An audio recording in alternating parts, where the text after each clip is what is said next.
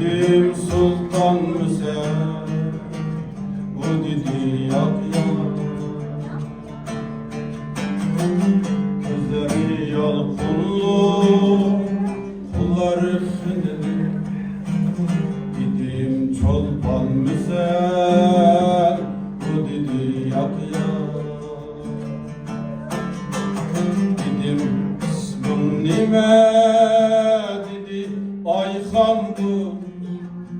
Dedim yurtum kayar, dedi turbandı.